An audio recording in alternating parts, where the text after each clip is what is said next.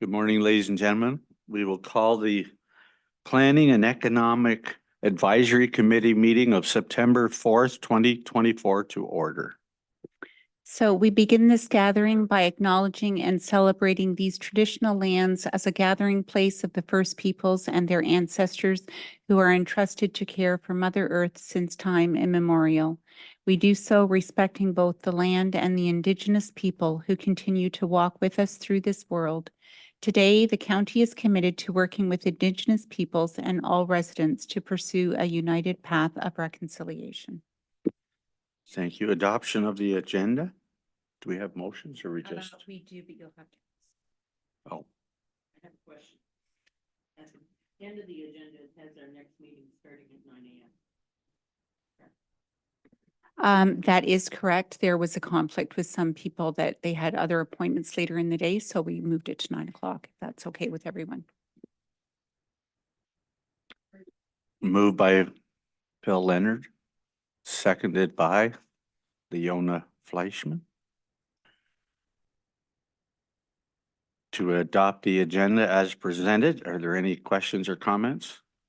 Seeing none, all in favor? Carried. Any disclosure of pecuniary interest or the general nature thereof?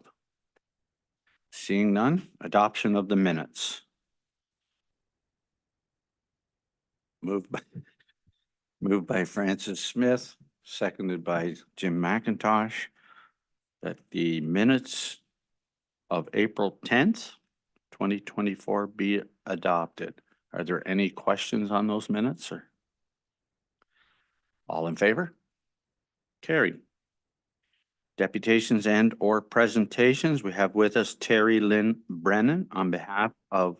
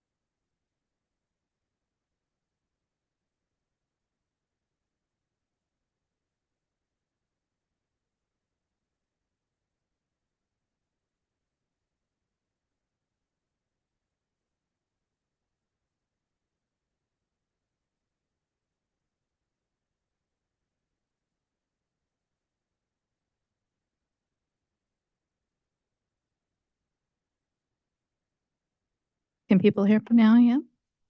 Okay.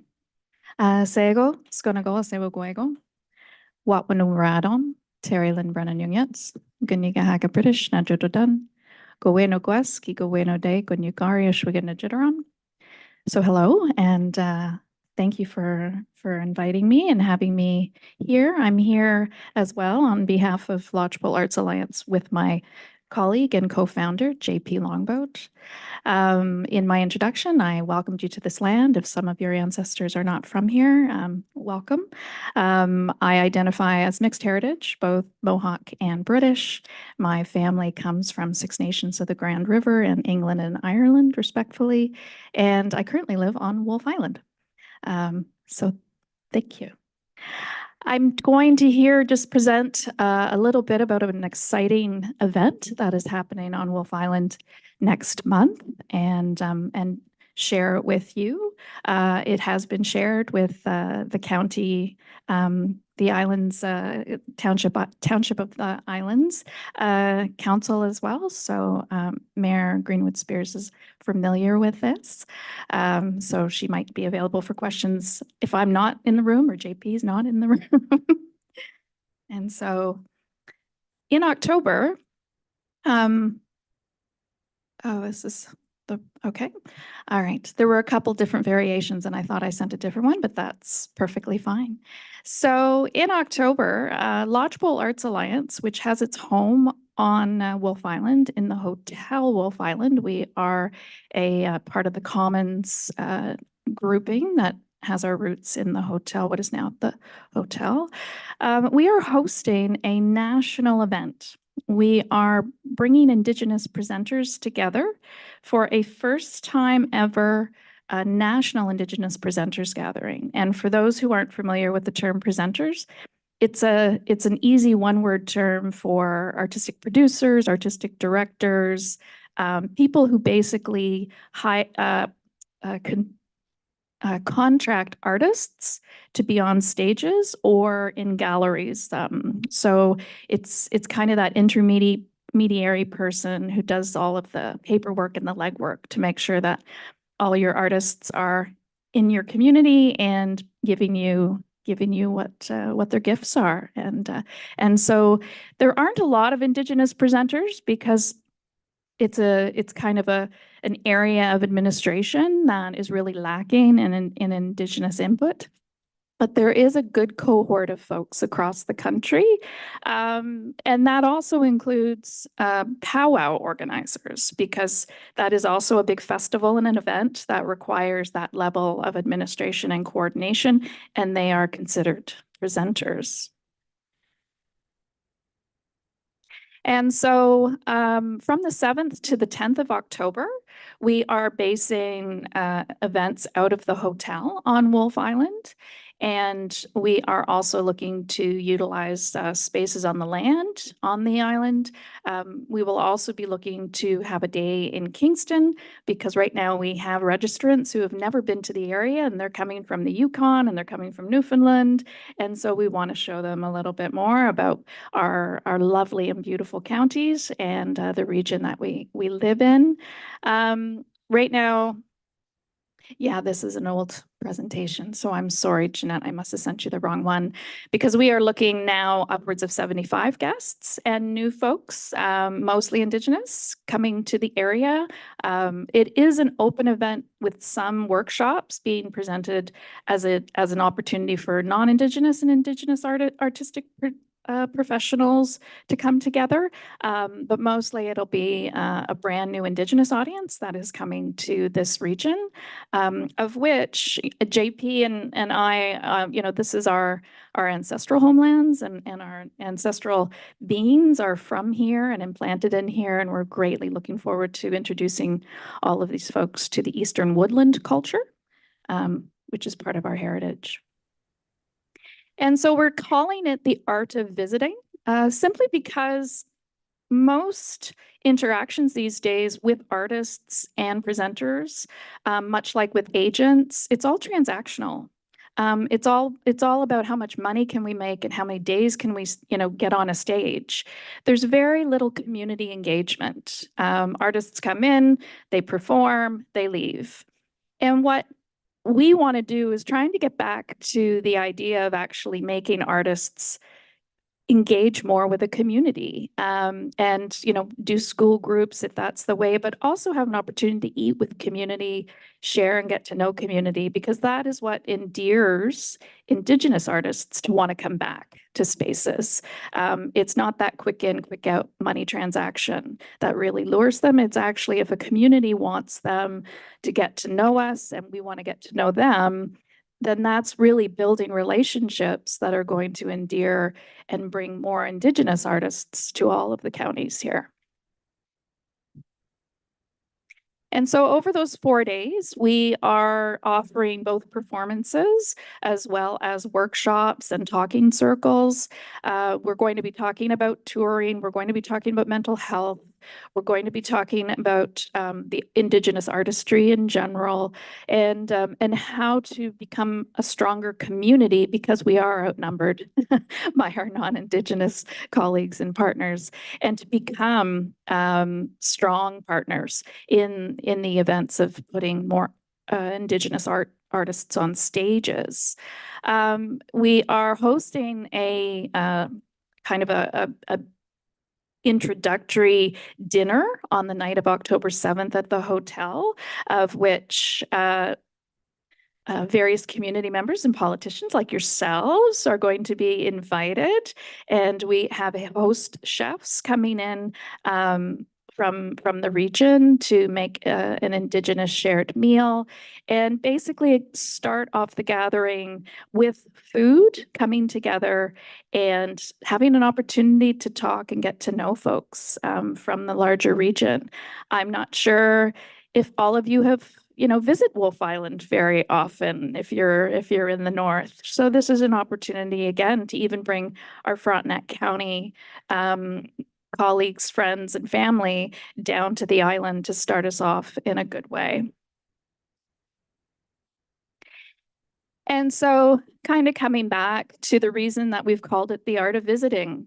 It really is about bringing people together and growing pride in our art, pride in our identities and the diversity of our identities in a way that floods the artistic venues and stages, galleries with more of what Indigenous artists have to offer. A lot of Indigenous identities are surrounded by the concepts of regalia and powwow kind of routines, where that is only a portion of our identities and our arts. We have so many other artistic opportunities and media that are explored, and this is why we want to have a gathering that is the first of its kind nationally to bring that diversity to the area and Frontenac County. And going on, it's really, about elevating, platforming Indigenous arts, and exposing Frontenac County to more Indigenous peoples, more Indigenous artistry, and really growing that relationship as part of the Frontenac County Destination Plan that came out 2 years ago. Yeah, this is an old version, sorry, because that's for the last council. So why I'm here is that I'm here to basically ask for an endorsement. An endorsement letter in support of this committee to put your words behind this event, which is hoping to become an annual event based down in the south, but hopefully, and maybe it'll expand to the north as we get more people to come in and visit the area, and just to endorse what we're offering and show your commitment to that Indigenous reconciliation plan, as beautifully mentioned in your opening land acknowledgement. Okay. And Lodgepole Arts Alliance, for those who aren't familiar, we've been around now for over 5 years, again, based out of the hotel on Wolf Island. We are a charitable not-for-profit. Our main vision is to acquire land to build an Indigenous artistic space that will be a place of co-creation. It's not meant to be a big exhibition or performance hall. It's actually meant to be a return to our village-like spaces with ceremony, with acquisition of land, and where artists can come together to co-create and build together in a space that is owned, operated, and programmed by Indigenous thinkers and knowers. Thank you for your time. JP, do you want to say anything? Okay. Do we have any questions or comments from the committee? Just a comment. I think this is great. In the north, we do have some things going on as well. So certainly I would move the motion to support this. Councillor Fowler? Not yet. You can use my No, you can't. lean over. Yeah, thank you for your presentation. I thought it was really informative. You're speaking about the arts. Are you basically talking about the performing arts? Not specifically. We're best known for the performing arts, but there is also an opportunity at this event where we're going to bring Indigenous authors together as well as Indigenous visual artists. I think it's great. Thank you very much. Yeah, thank you for your question. Where are you looking to purchase this land? On the island? So we've been searching on the island for the past 4 years, and a place that actually would be the most opportune to what our vision is has not transpired. So we are currently looking in the city of Kingston and pursuing, to be very frank, I'll say we're pursuing to be part of the conversation about Lemoyne Point Farm and acquire the whole of that. That was going to be my point. I think if you could get something located close enough to the city, it would get you a lot more exposure on all of what is going on and what you're doing. Yeah. Yes, we've been in the mix, we hope now, for Lemoyne Point Farm for the better part of this past year. And we have gained some momentum. We've presented to that council a few times. And with our intentionality to not disrupt any of what that is zoned at present and or the footprint of all the buildings, we will restore the 2 heritage buildings and keep them ongoing. Then the other 8 footprints of the buildings, we're just going to, as I said, utilize those to recreate our village understanding without doing any more construction on the land as it is. Okay, if there are no more questions to come, do we have a seconder? But we're not there? All right. Oh, yes, there's a motion later on. Okay, thank you very much. for Thank your you. Presentation. Fran jumped the gun on me. Pardon? I don't know, Richard? I think if he would have, yeah. I guess not at this time yet. Then we will go to number 6, which is briefings. Mr. Joe Gallivan. Welcome. Good morning, members of the committee. Yeah, Richard is up on the top right screen. Before I start, Richard's here today. I want to give him credit. I talked to him this morning. He's recovering from a serious case of pneumonia. So, but he's here to answer questions because we have some reports on there. But kudos to Richard for being here this morning. I want to thank him. If he coughs a bit when he speaks, please be respectful. So thanks for being here. Thanks, Richard, for being here. There he is. It's a good thing he has a lot of weight to lose. Okay, thank you, members of the committee. So I'll just get right into this. So just some updates on planning. CPPS is the community planning permit system that we started work on this year. It's a township directed project. So the 4 townships are actually investing in this up to 25,000 each. County planning staff are managing the consultant and kind of leading the project.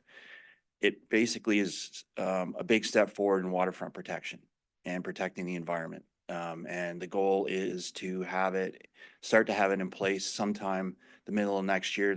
The project is on schedule and there is an information report on the agenda today, and Sonia's here also to answer questions. But it is moving forward, and we have just done some consultation. There won't be a lot of public meetings because we don't have the budget for it, but there's lots of information on the website, and we have reached out to cottage associations and so on.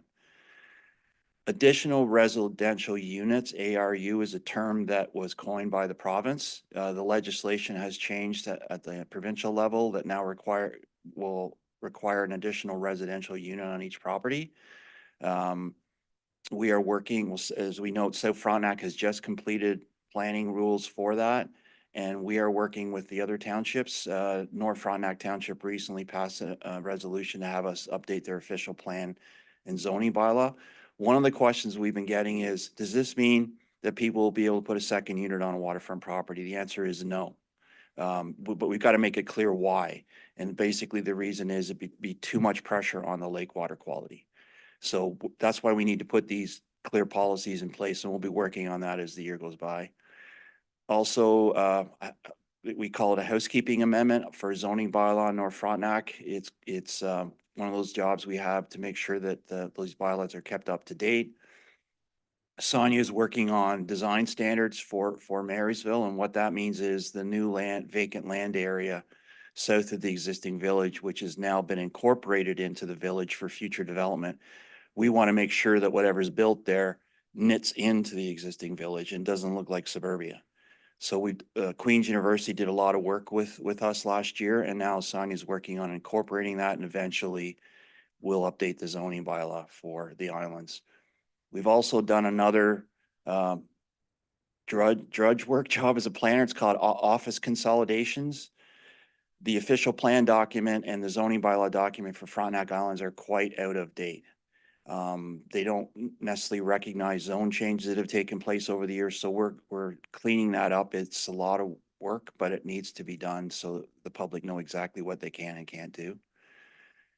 And communal service policies. So we're working on policies for all 4 townships. South Frontenac, and I'll get to this in a moment, have already done some work. I'll be coming to Central Frontenac next month to start that conversation, but we'll also be doing it with North Frontenac and with the islands. The goal is to have it clear for developers when they come to Frontenac where they can and can't build on communal services, and that will be a local decision. Each township will decide where and where they do and do not want those. So that's moving forward. The communal services project, which we've been working on for 7 years, keeps moving forward.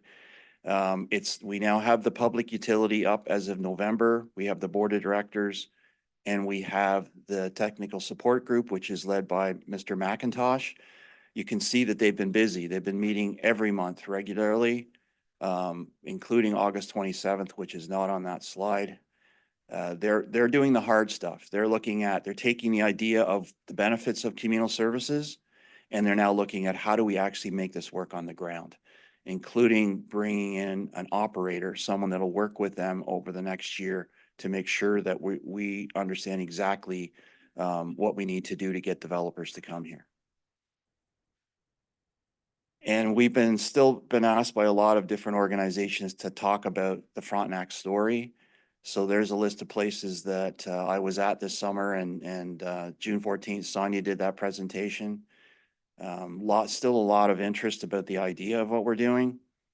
I'm actually speaking a week from today at the Ontario East Municipal Conference on this project, and Newterra will be there with me to talk. So we'll show how this can work, and Newterra will show the municipal staff and municipal politicians there that there's actually a thing that does this stuff.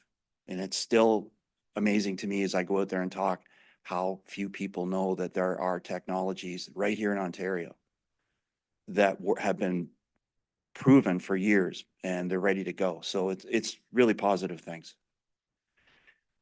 Last month, we were very fortunate to meet with the Minister of Municipal Affairs, who's the person on the left of the screen. That's Paul Calandra. The gentleman on the right is MPP John Jordan from Frontenac-Lanark, and I think you can see there is the warden. There's the deputy warden and our CAO, and I'm kind of out of the shot to the right, but it was a meeting set up by MPP Jordan, who has had great interest in what we're trying to do to promote better development in rural Ontario. There was no clock on. It was a very good conversation. I don't know what will come out of it, but it was clear that the minister knows what we're trying to do and we're trying to make a difference. I don't know if you have any comments or at this time or not. I won't ask you, but I thought it was a positive meeting. So. And then a couple of interesting housing things. So in May, Sonia and I were in Brant County for the annual county planning directors get together.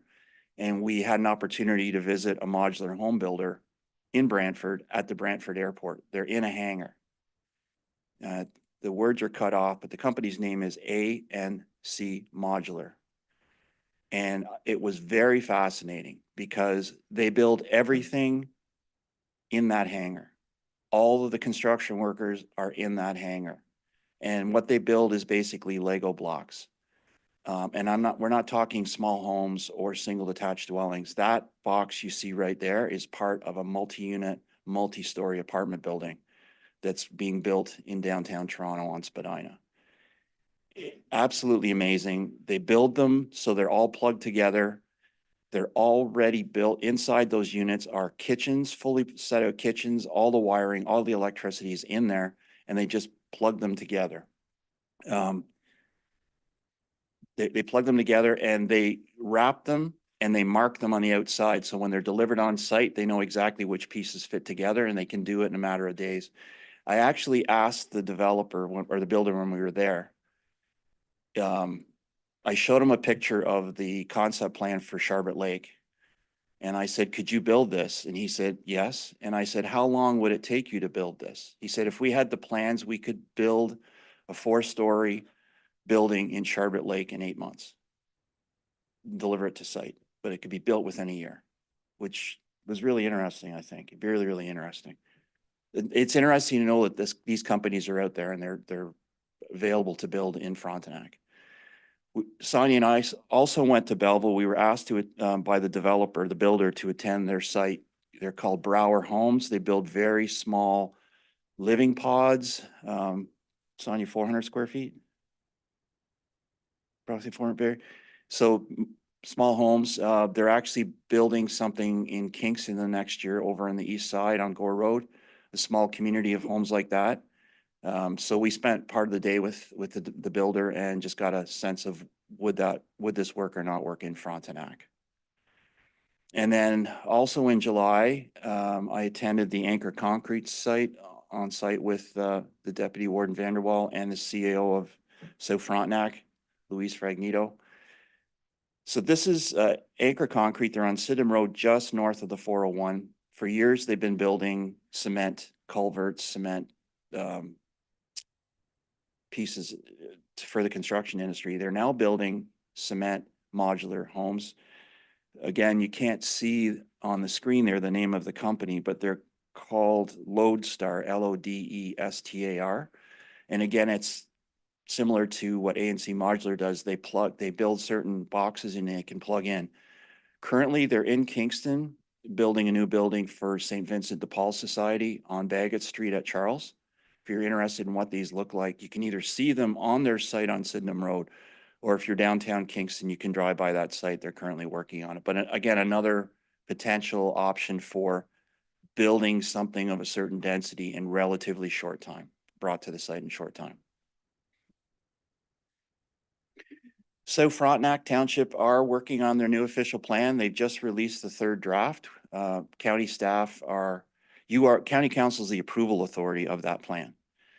So they've just released the 3rd draft. Sonia is the project manager, but my message to the committee is we're working closely with township staff to try to make sure that that everything is finalized before it comes to the township council for adoption, and then comes forward to county council for adoption. So that is still a work in progress.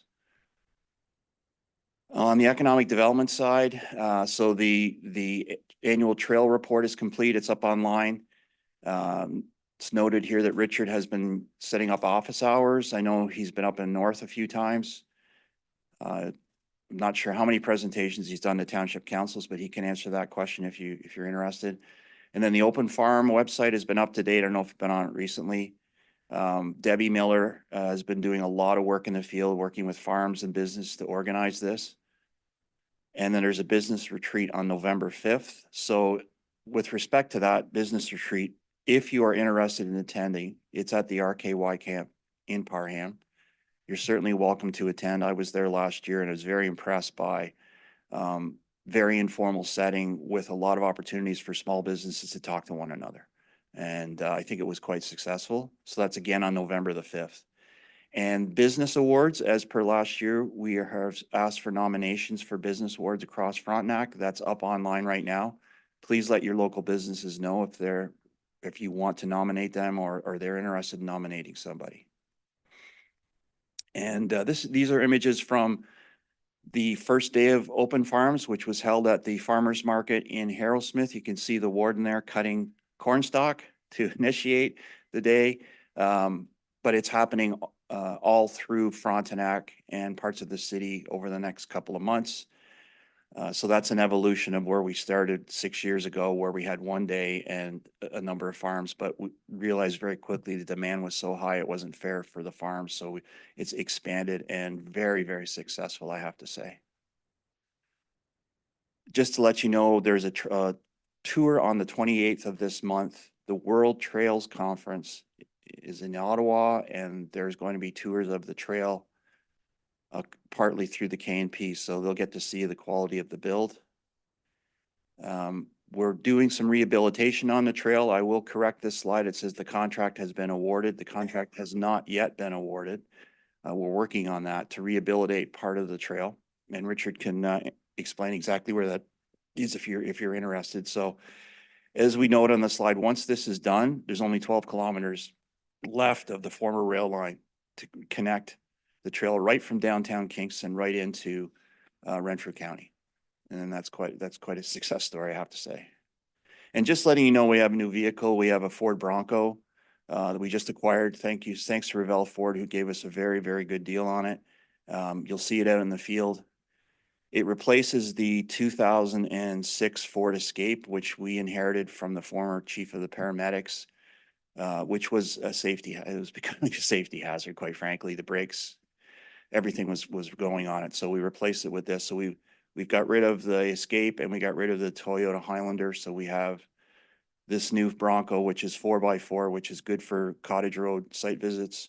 We've got the Ford Maverick truck, which is being used extensively on the trail. And we still have the Ford Explorer, which is in great shape, and the Smart Car, which is still working quite well. So we have a full fleet for the next 10 years. And that concludes it. If anyone has questions, I'll be happy to answer them. Or Do we have questions for Joe?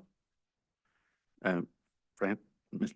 Morton Smith? Just a comment, we did meet with Minister Calandra again in Toronto at AMO, and John Jordan was with us the whole time. He was sitting behind us and was asked by Minister Calandra to come up to the front of the table. So John is definitely a positive supporter of communal services system. And again, they're prepared to work with us. And we made our pitch that something had to be done about the environmental assessment and the Conservation Authority doubling down on their approvals. So we'll just keep talking to them. And they said they were going to reach out to our staff. Has anyone contacted us yet? Because if not, we should contact them and remind them. through you, Deputy Warden. I just got back from 2 weeks vacation. I asked Kevin today, he hadn't heard back. So yes, we need to get back to them because we have to keep their feet to the fire, if I can put it that way. Other, Councillor Fowler? Oh, sorry. The 12 kilometers on the KMP Trail, is that north of Snow Road? I'll ask Richard to respond. Thanks, Richard. That would be north of the Mississippi River, yes. Councillor Greenwood Spears? Thank you for the presentation. That when we were up at AMO in Ottawa, we also saw another modular style home that's manufactured in Cambridge, Ontario. And it's fully compliant and able to be put in site without even apparently a cement slab underneath, and that it actually goes on stilts. So it's for your information that there's a lot of industry going on along that line. What time of day is the business meeting at RKOY? Is it a 5 o'clock one or is it 10 o'clock? Starts in the morning. Richard, do you have the exact time? It starts at noon and goes until about 6 o'clock. Okay, thank you.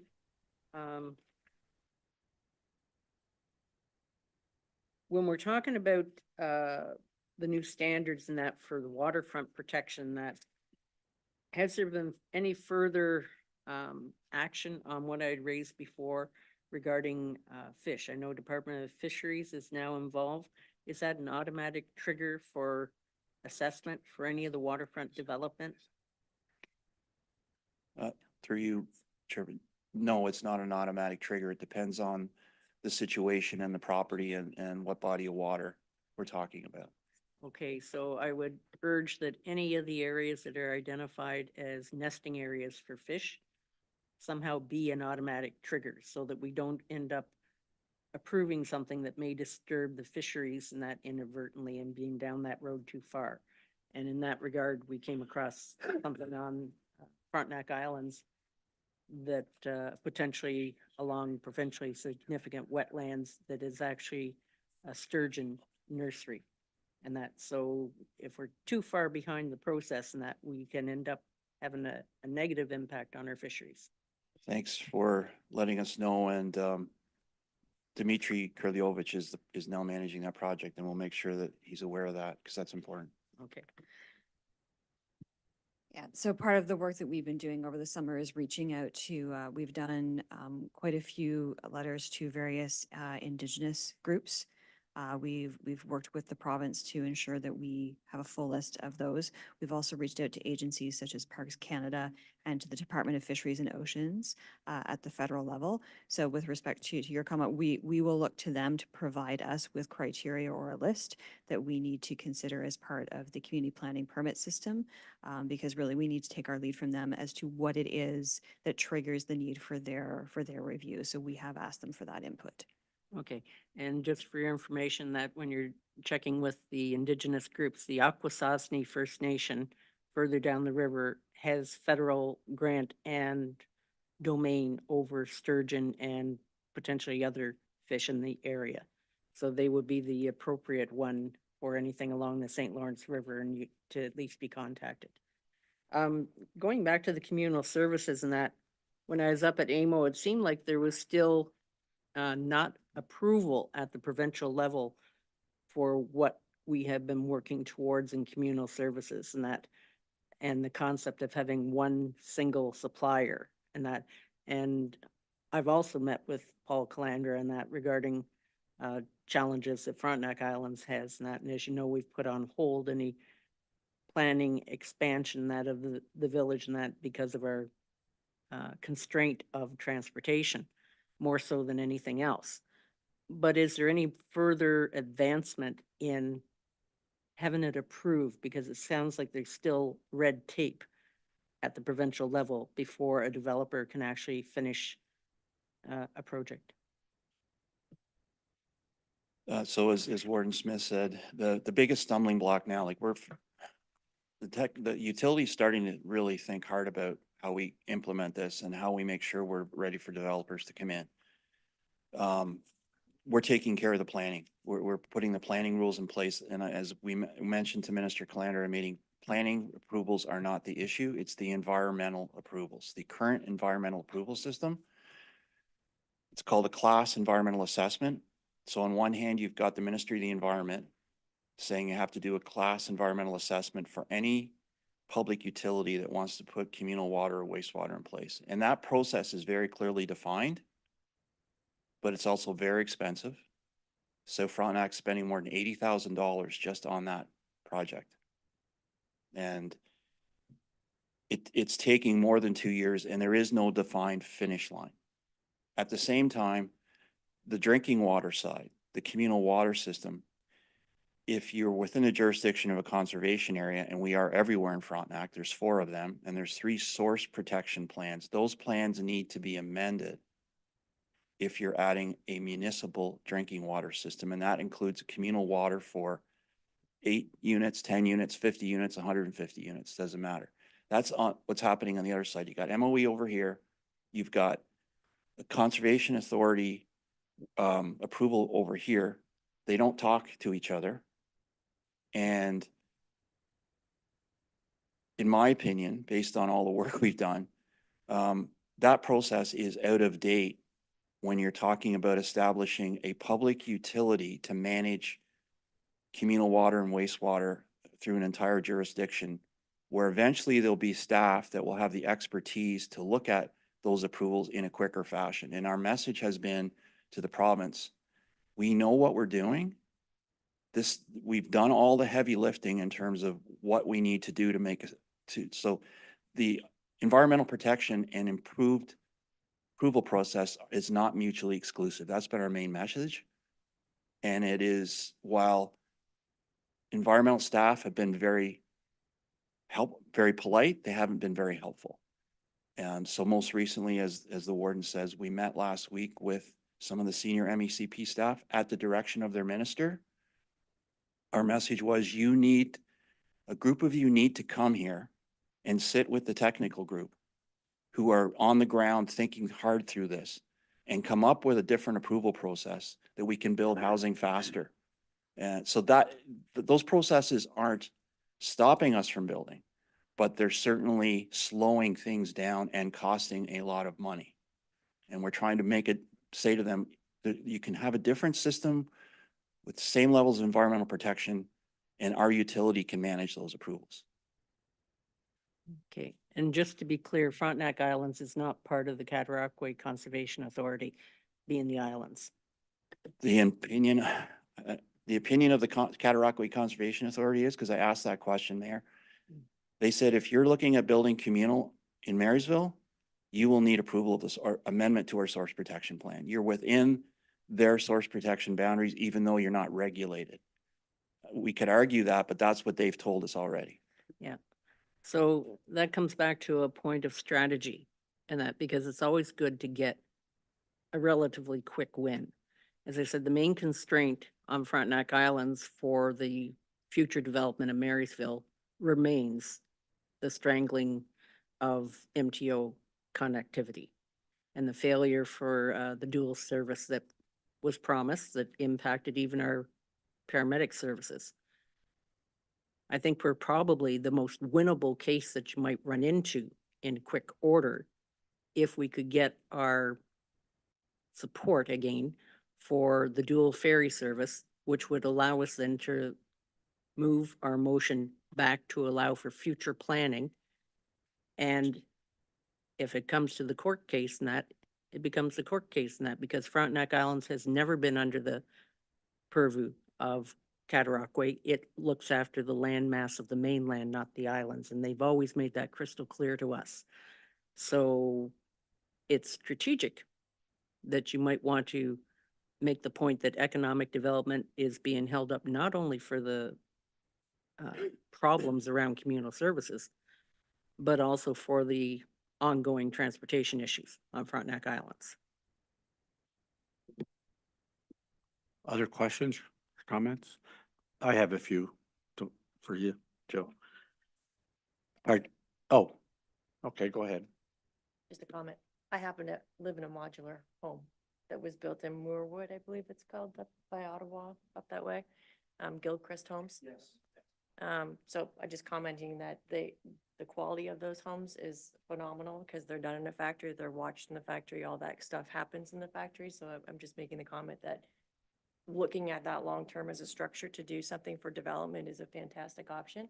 I would question the comment on the cement and how heavy that is to transport. That's a whole different conversation, but that must be phenomenal weight on a ferry system. That's what I'm thinking of. But that was just an overall comment that the structure and building and the quality of those homes is unbelievable because it's maintained in the factory.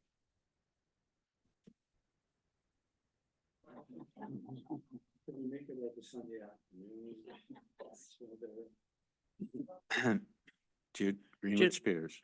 Just to add to that, Wolf Islands actually had 3D printed homes built on the island.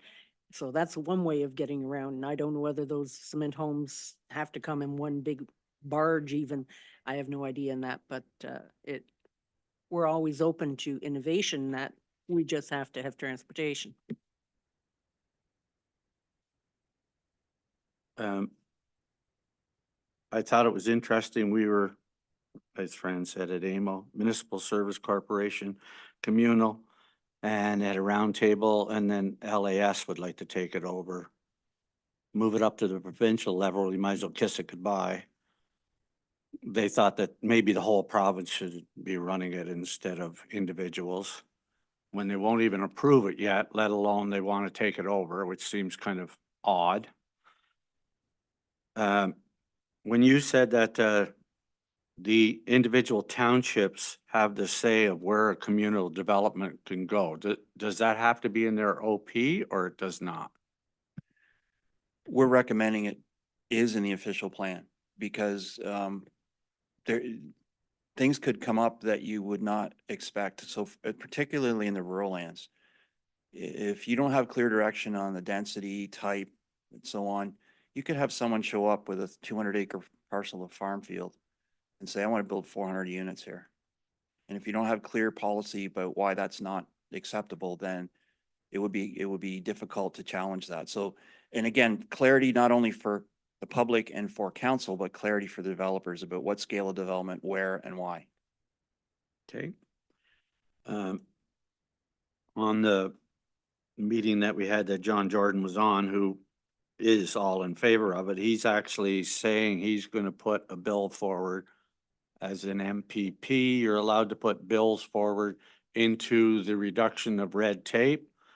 And then they all get considered this fall, and he said that he was going to move that forward. So I don't know. I know we've been talking for 7 years, and it gets very frustrating when everybody talks out of one side of their mouth how wonderful this is. Even the minister, Sherma or whatever, there a couple of weeks ago. And yet all the funding has been going for traditional water and sewer in the province. And when they're talking rural, I think they mean the 800,000 houses in Brantford. I think that's their rural thinking, not us. And I think we're getting lost in it, even though they say they recognize it. Every rural municipality is saying the same thing, and yet here we sit still. So that part's a bit frustrating. The only other comment I'll make about supporting the second ferry. At AMO, you asked the question, and I think the minister was very clear. We are going to monitor the ferry, and we've monitored everything that happened there on the week that it ran. And he said, we're in good shape at this point and we will monitor it. So that's where it's sitting. So other than that, thank you, Joe.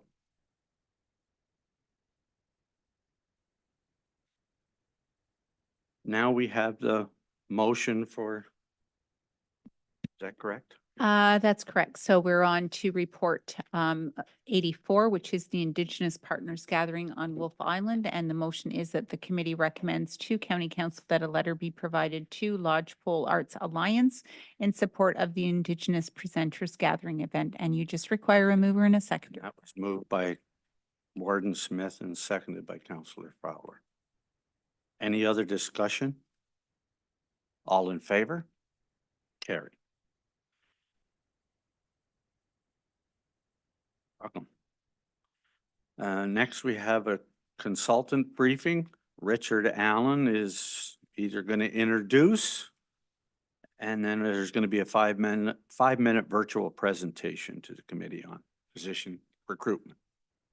Thank you, Deputy Warden, and through you, it's my pleasure to introduce Lori Ritchie, who's the Healthcare Advancement Coordinator with Peterborough County. And she's also the chair of the Eastern Ontario Physician Recruitment Alliance, which is what she's here to speak about. Just before I pass it off to Lori, just a couple quick updates on our healthcare initiative. The operational review got underway last week, and well, it got underway this summer. And last week we had a meeting with all the physicians in South Frontenac. And met with them, and they responded positively. And so more meetings are scheduled and taking place. And but it seems that the clinics are supportive of this initiative and excited to see what the results are. So thank you for your support on that project. So without further ado, I'll pass it on to Lori, and she can tell you more about the Eastern Ontario Physician Recruitment Alliance, and we can discuss that afterwards. Thank you, Richard, for the introduction. Are you going to share my presentation? Perfect. Hi, everybody. Thank you for your time today. I'm here today to speak a little bit about a newly formed Eastern Ontario Physician Recruitment Alliance. This is a collaborative membership-based alliance of communities located within Eastern Ontario. Those boundaries are aligned with Ontario Health East and with the Eastern Ontario Wardens Caucus and Eastern Ontario Mayor's Caucus. Next slide, please. So the concept of this is that there is a shortage of physicians across the province, across the country for that matter. And many people are choosing locally not to go into family medicine, but pursuing other areas. And so, as you know, there is a growing crisis and it's expected to get worse. And so communities, municipalities, unfortunately, are needing to dedicate resources to physician recruitment, as our local government, Ontario government, is not really stepping up to the plate there. And so they don't actually recruit physicians, and so it has fallen to us. Next slide, please. So historically, physician recruiters have worked independently, and we are ambassadors for our respective communities. We know our local needs, but we don't really interact with other recruiters. And we traditionally have gone to recruitment fairs just around the province at the university, the schools of medicine. And our budgets have been fairly small with respect to that, but there is now the need to look outside of our province for physicians to come to our communities. And those could be people who are Ontarians who have needed to leave the country for medical school. So maybe they went to medical school in the Caribbean or Ireland or England. And we also have a number of countries that have agreements with Ontario that their medical education is considered equal, and they simply need to write a Canadian medical exam to practice here. And that would be Great Britain, Ireland, United States, and Australia. Next slide, please. So the concept of this alliance is that we're coming together and representing ourselves, Eastern Ontario, at international medical events with a large focus on repatriating the Canadians that have had to leave country. Right now, there is no way to track those persons. And in speaking with a few IMGs that are Canadians, their route back home to practice has been fraught with many obstacles. And our job is to ideally find them and help transition them back to the communities in which they want to practice. Presenting Eastern Ontario as an area and letting them understand the opportunities that exist within those areas, and liaising with recruiters in those areas and finding the best spot for them, because I know from my years in recruiting that it's not really about the large incentives, but rather a place that they can call home to establish their practice and raise their family. So joining this alliance will allow your community to be represented through our website and our tracking tools at these 10 to 12 international sites. It will give your recruitment team access to a customer management database that will allow us to track all of the leads that we capture at these events. It will have a website that will have a job board where we can list all of our opportunities that we will be promoting at these events. And then it will also allow us to track some key performance indicators. How many people came? Is this worthwhile? Etc. So this is not meant to replace your individual recruitment efforts. It is meant to promote your area at more places than you would be able to attend on your own. Your recruiter would be expected to attend 1 to 2 of those events and would be responsible for the travel and accommodation there. And while there, they can promote your specific opportunities in the community, as well as the opportunities available through the Eastern Ontario region. Next slide, please.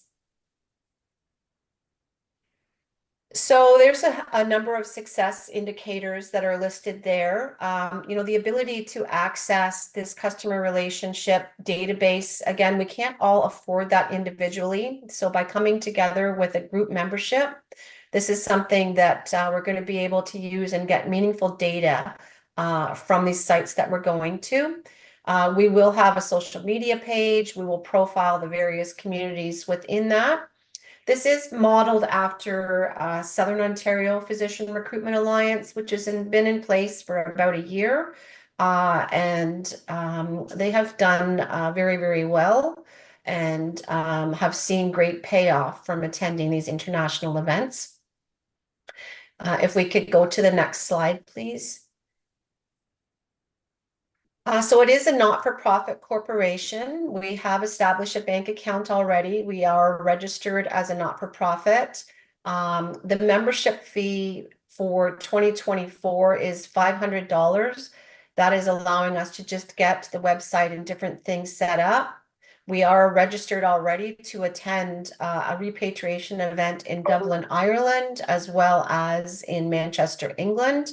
And we're going to the Family Medicine Forum in Vancouver as well this year.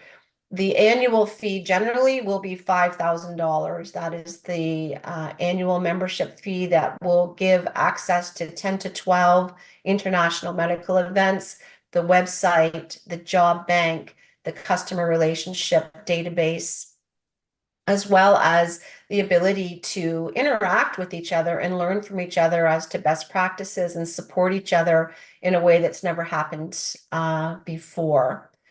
We are looking for different sponsorships. We so far have received, the $5,000 sponsorship through MD Financial. The more sponsorships we can get, the less the annual cost for our various municipalities will be. And we are looking to form an overarching provincial association in which we can apply for federal and provincial grants that will help us with our work. Next slide, please. So, I'm hoping that you can see the value in this. We did have the opportunity to present. I did at the recent AMO conference. I had an opportunity to speak with both the Ministry of Health and the Ontario Medical Association, whereby I mentioned the formation of this EOPRA group. It was met with great interest because the part that I haven't mentioned yet is the ability for us to lobby collectively for changes that need to happen at the provincial level. We as individual communities have been lobbying, but I feel our voice would be much more powerful, both as the Eastern Ontario, but also as Ontario as a whole. So I know that was a lot of quick information for you. I did also do a presentation to the Eastern Ontario Wardens Caucus, so I'm not sure if any of you were on that call. But so far I have 10 communities that have committed to joining the Eastern Ontario Physician Recruitment Alliance in 2024. So I'm happy to answer any questions that you may have. And I've been working with Debbie on this initiative. Well, thank you, Lori. What I would like to make a comment is I like the very first line that you said, that you met with all the rural clinics and they were very supportive. I think that's the first part to get it going. Councillor Fowler. Yes, regarding any physicians from outside of the 4 countries that you named, is there any chance for those people to be able to come to Canada and fill up some of these spaces? Through you, Chair, absolutely, absolutely. And the more that we can come together and promote this area and work together to understand the processes of what's involved in bringing an international medical graduate who is not from those countries, the paperwork, the immigration, all of the work that flies, we will be supporting each other in that. And that's also a huge advantage. I personally have never done it, and now I can rely on my colleagues who have done it, and we can learn from each other and, collectively, hopefully fill the gaps, because what we do know is if one person comes, generally they will tell their friends and they tell their friends, and, it works that way, as you know. Councillor Greenwood Spears. Thank you for the presentation. That just on the point that Councillor Fowler brought up, there's been an increase of over 5,000 additional foreign trained doctors from 2019 to now. And so we have about 24,000 plus foreign trained doctors that vast majority are not able to practice within Ontario and that. And so that's an obstruction that from a nursing perspective got corrected by the provincial government working directly with the college. However, it's still a tremendous hindrance for any foreign trained doctors not from those countries to actually get practicing here in Yeah. Ontario. And from that perspective, and that bringing more foreign trained doctors that can't practice, I don't think is good value for money in that when we actually have probably enough doctors here right now, but they just can't get sponsored and approved. And it's really sad because a lot of other provinces have moved forward on that. And I know in the past, hospitals were able to sponsor a doctor from outside the country and pair them with another and then be approved. We don't seem to have gotten to that level here in Ontario. So just, this is not a large sum of money in that, but honestly, one thing that caught my attention was the potential of an almost blank check of further down the line, 500 to start, 5,000 a year after, but also shared expenses for future events. So I'm not sure that it's the best value in that, but that's just my opinion on that. Now, through you, Chair, if I may comment, the 5,000 would be a maximum. It would not ever go more than the $5,000 annually. Ideally, it would be less than that through various sponsorships. And we are focusing on those that already are Canadian citizens or who are able to do the just write the Canadian medical exams. So those who have been the UK citizens, Irish citizens, Americans, or Australians, that is our focus. I'm also not sure if you're aware of the PRO program through Practice Ready Ontario that the Ontario government has done for foreign trained medical physicians who are working to integrate those persons in the province of Ontario. But as you know, much lobbying needs to happen. So I see that as a byproduct of this alliance, that collectively those on the ground understand the barriers that we're facing and can actively share those. And not being a provincial employee, we are able to rattle the cages a little bit more than perhaps other persons would be able to. Mr. Mike Haig? Thank you, Chairman. First, I would like to apologize for being late. It wasn't I did not receive the memo that the location has been moved. Second, I would like to ask Lori about the budget. You mentioned 5,000 is the maximum. So currently, as a nonprofit corporation, are you in deficit or are you managing the funds that you have? Plus, the second thing is, this is covering, was I understood, 10 or to 12 events where you are attending. If the budget increases or decreases, will you be adding to those events? Will you be attending more events, especially internationally? Through you, Chair, we are not operating in a deficit, nor would we operate in a deficit. So far this year, as we're just getting started, we have the 10 communities that have come on. So $5,000 contribution there, plus we have the one $5,000 grant from MD Financial. So our operating budget for this year is $10,000, and from that we are developing our website. We registered as a not-for-profit charity or not charity corporation. And we are creating our promotional materials, our banners, et cetera. And we are attending the 3 events, Manchester, Dublin, and Vancouver. And then certainly, there will be a treasurer, there'll be a setup once we get going. Right now, I'm kind of the sole officer for the Alliance. But the understanding would be that, yes, particularly if we get grants, more grants, then we will attend wherever we need to go to find the persons that we need. But understanding that the travel expenses and the accommodation needs to come from the individual municipalities, and that's limited. So we need to be mindful of that. And I think the report says that they will be back in 25 to update us on the successes and what they have done. So then we have an opportunity again. Follow up. So if the certain municipality manages to recruit a physician, they do not need to renew their membership and they can withdraw from this alliance. Yes, 100%. We hope we get to withdraw along with everybody else. So if I may, please, just one more comment. Physician recruitment is a long game. So you have your number of physicians within your Frontenac County. You know, some may be retiring in 5 to 10 years. The time is now to start building the pipeline for those replacements.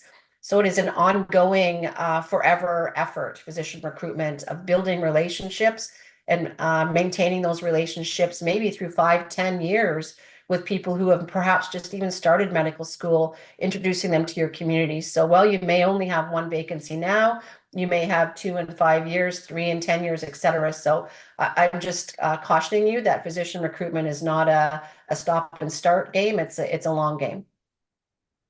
Mr. McIntosh? Just a comment, I'm very supportive of this initiative. I happen to know a couple of people who ended up going to Cork University in Ireland to get their accreditation and got enticed to go to the US to practice there when they were done. And there was no presentation made to them from anybody in our area at all. In fact, when they looked at coming to Toronto, it was easier to go to the States. So that's where they went. So if we can get out and get the names of these people and start marketing to these people, I'm sure we can attract some of them to come back our way. Lori? No, okay, Ms. Just go ahead. Fleshman? Just go ahead. I'll get it right someday. I'm curious from the marketing comment, what the background is that you'll be looking for somebody to help you in the recruiting process. Are you looking at a medical background? Are you looking at Eastern Ontario? What is the background that you're looking for that recruitment? I'm sorry, I don't really understand your Understand the question? question. When you are looking to market to these people, what is the background of the person that you're working with to do that material? Do they have a do they have a medical background? We have medical persons involved with us, absolutely. Various recruiters. So like myself, for example, I've done physician recruitment for 6 years, but I have 28 years in healthcare. When we're going to Manchester, we are taking a physician with us who is from the UK. So he'll be speaking, you know, as to how was his process in coming here. As part of OPRA, the Ontario Alliance, we have physicians on that who are helping us kind of with our marketing material. We have, you know, following the model of the Southern Ontario Physician Recruitment Alliance, you know, you have a group of 12 communities there with combined experience of probably over, you know, 70 years of physician recruitment experience. So, you know, this is the beauty of us coming together. So even for those communities that don't have potentially a lot of history with physician recruitment, you're going to benefit from the knowledge of the various recruiters and persons participating in the alliance. I apologize again, Leona. One more thing, as far as lobbying is concerned, like I know if a engineer studied outside of Canada or the US, they can do a curriculum here, a test, and be accredited and certified. And honestly, an engineer's responsibility and the liability far exceeds that of a doctor. They are responsible for building towers, bridges, airports, etc., and that causes more harm. Why don't you and others lobby for accrediting doctors who have studied outside those 4 countries? And that, as Judy said and Fred said, would alleviate immediately a lot of the need instead of spending lots of money recruiting from abroad. We have already here lots of immigrants, doctors who studied in France, Germany, Poland, anywhere in the world. Through you, Chair, absolutely, 100%. And that will be a focus of the alliances in alignment with the Eastern Ontario Warden's Caucus, Eastern Ontario Mayor's Caucus. You know, we can certainly speak to that and put pressure on through our MPs, MPPs, et cetera. So that's definitely on the radar as an area that our province needs to make changes to. But when we go away, we're focusing on Canadian citizens mainly. I just want to make one comment at the end here. When we were at AMO, the head of the hospitals said it was not funding and staffing that was the problem, which I didn't think I'd ever hear somebody from the hospital sector say that it wasn't funding. He said the system is broke because all of the mental illness people that are taking up emergencies and everything else. And the police said the same thing. The system's broke, but he doesn't think it's funding or staffing. which I thought was pretty interesting. He said emergencies are full all day with people who have nowhere to go with mental issues, and the police are doing the same thing. So anyway, good luck. I think it sounds like a good start, that at least we can become visible. So thank you for that. Okay, there is a motion coming up after this. Thank you for your time. Yep, thank you. That's where the lorry came from. Richard, do you have anything to add? Nothing? Okay. Then we will go to C, which is the Eastern Ontario Physician Recruitment Alliance. Be it resolved. So just be it resolved that the report be received, and further that the County of Frontenac authorize the warden and clerk to enter into a partnership agreement with the Eastern Ontario Physician Recruitment Alliance, and that staff from the County of Frontenac be authorized to participate in activities led by the Eastern Ontario Physician Recruitment Alliance, including but not limited to meetings, recruitment events, and joint marketing initiatives, and that $500 in 2024 and $5,000 in 2025 be authorized from the Strategic Project Reserve, where the membership fee for Frontenac County to participate in the Eastern Ontario Physician Recruitment Alliance, and that staff report back at the end of 2025 with an update on Eastern Ontario Physician Recruitment Alliance partnership. Do we have a mover? Warden Smith? Mike? Okay, seconded. Questions? I guess my only question is, the number 2 bullet there. I assume staff aren't traveling to England and doing all that support, eh? It would be just locally here? Is that fair enough?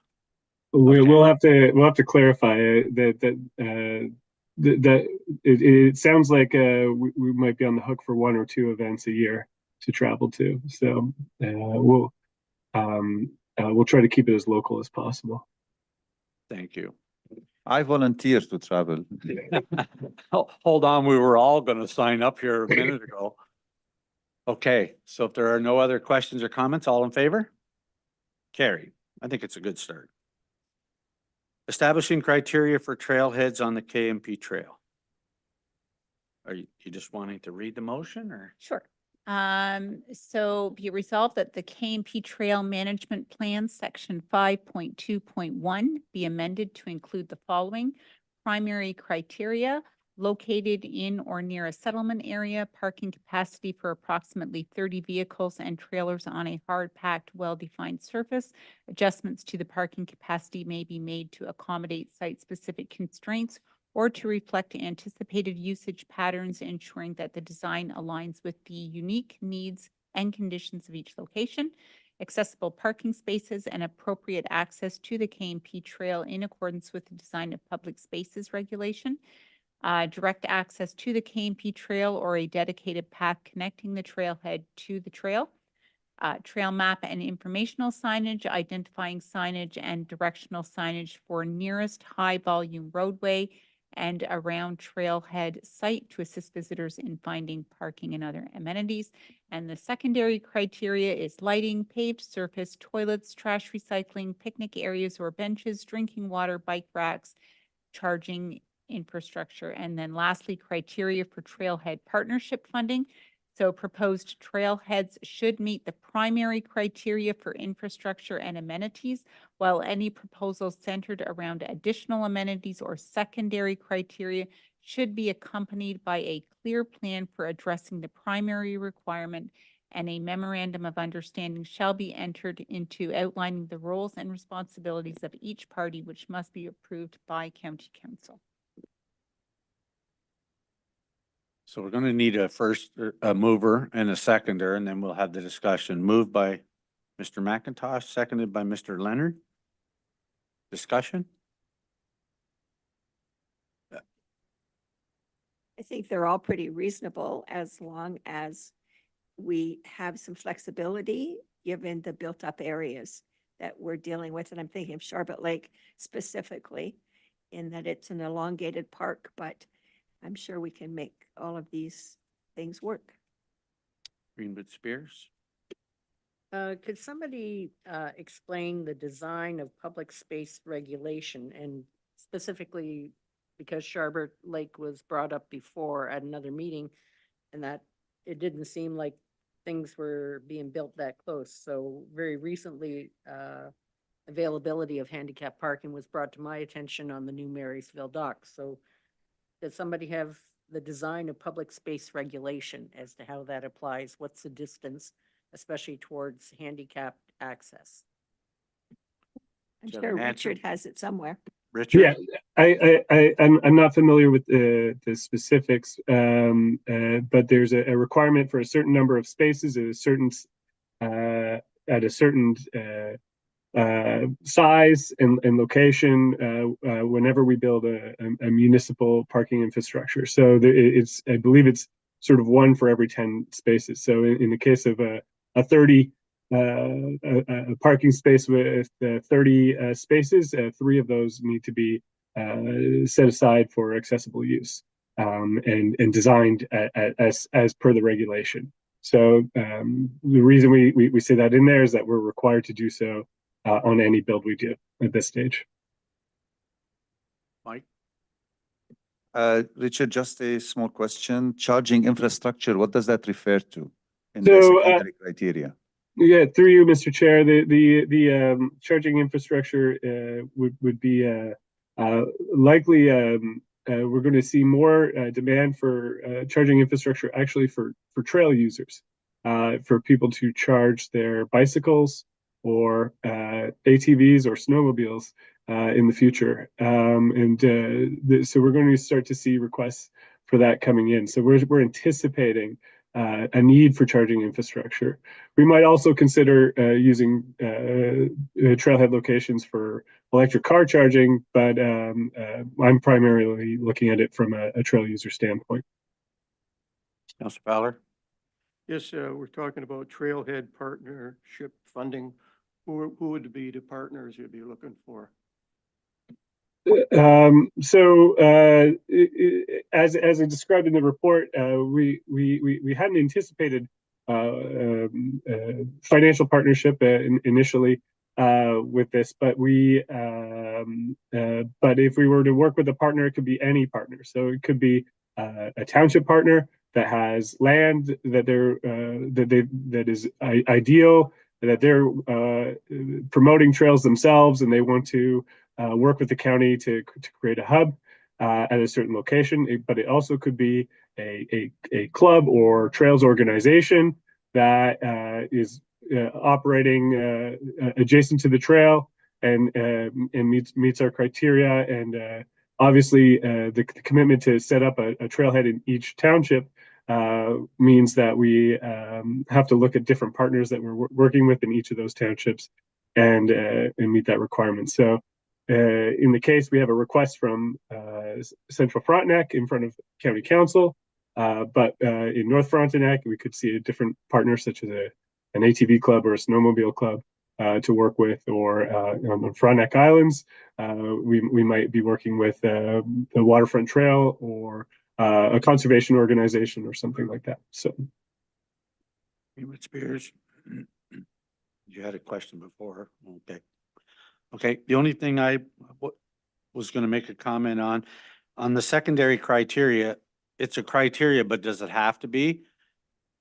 no. Because- So okay. the secondary criteria is meant to be more Yes. optional, and what we're primarily looking for is the primary criteria.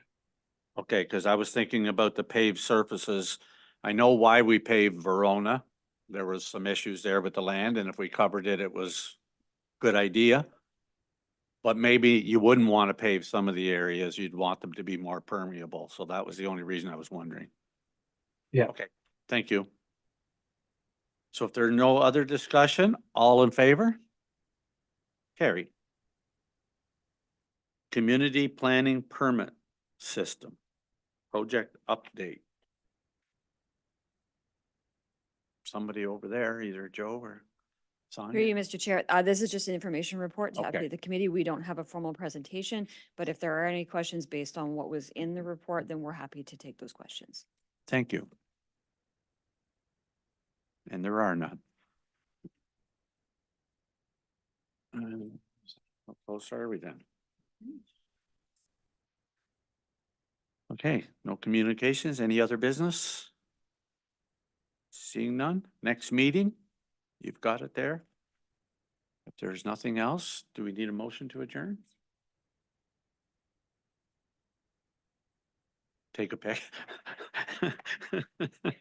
Leona, Fran, everybody wants out. Is there no other discussion? All in favor? Carried, meeting adjourned.